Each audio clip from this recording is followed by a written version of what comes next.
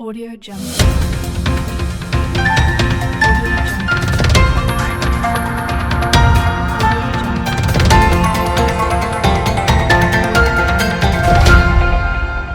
Audio Jungle. નમસ્કાર, Saurashtra vision ન્યૂઝમાં હું એન્કર દેવ્યાની આપનું સ્વાગત કરું છું. ચાલો જોઈએ આજના સમાચાર. કેશોદ ખાતે આવનારી લોકસભા ચૂંટણીને અનુલક્ષીને આહિર સમાજના આગેવાનોની બેઠક મળી. પોરબંદર લોકસભા ક્ષેત્રના કેશોદ વિધાનસભામાં બેઠક મળતા આહિર સમાજ એક બની કોઈ એક રાજકીય પક્ષને ટેકો નક્કી કરવા ચર્ચાઓ કરવામાં આવી. આ મીટિંગમાં તાલાળાના ધારાસભ્ય ભગવાન બારડ, ભાજપ આગેવાન દિનેશભાઈ ખટારિયા, ગોવિંદભાઈ બારિયા સહિતના આગેવાનો અને આહિર સમાજના ટ્રસ્ટીઓ હાજર રહેતા. ભાજપના લોકસભાના ઉમેદવાર મનસુખભાઈ માંડવિયાને ટેકો આપવા પ્રસ્તાવ રખાયો હતો. આગામી સમયમાં પોરબંદર મતક્ષેત્રના કુતિયાણા, માણાવદર, ઉપલેટામાં આહિર સમાજ બેઠક બોલાવવા નક્કી કરાયું હતું. રિપોર્ટ જય વિરાણી, રિપોર્ટર કેશોદ.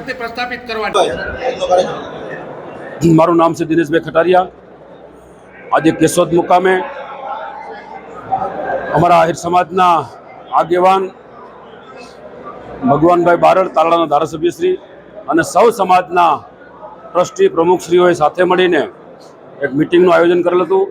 અને મિટિંગમાં એટલા માટે કે સમાજને કઈ દિશા ઉપર જવું છે એના માટે સૌ આગેવાનોના સૂચન લઈને આગામી લોકસભાની અંદર જ્યારે કેન્દ્રીય મિનિસ્ટર તરીકે જેમણે ખૂબ સારી કામગીરી કરી છે, કોરોનામાં પણ જેમણે ખૂબ વેક્સિન શોધવાથી માંડીને તમામ જે કાર્ય કર્યું છે એના માટે એવા જેવા 11 લોકસભા પોરબંદરને એવા એક બાહોશ ઉમેદવાર મળ્યા છે.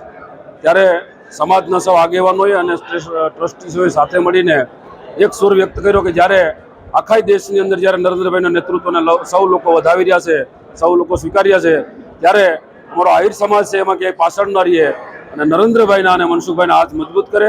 સૌ સમાજના લોકો સાથે મળીને આ ઇલેક્શનની અંદર નરેન્દ્રભાઈ અને મનસુખભાઈને જવલમ બહુમતીથી ચૂંટાવશે અને એમની સાથે તન મન ધનથી છે એના માટેની આજની આ મિટિંગ કરવામાં આવી હતી. જીવનને સારું અને ભવ્ય જીવવા માટે ફક્ત રૂપિયાની જરૂર નથી. જો તમારી અંદર કલા અને કૌશલ્ય હશે તો તમે બધું જ મળી જશે.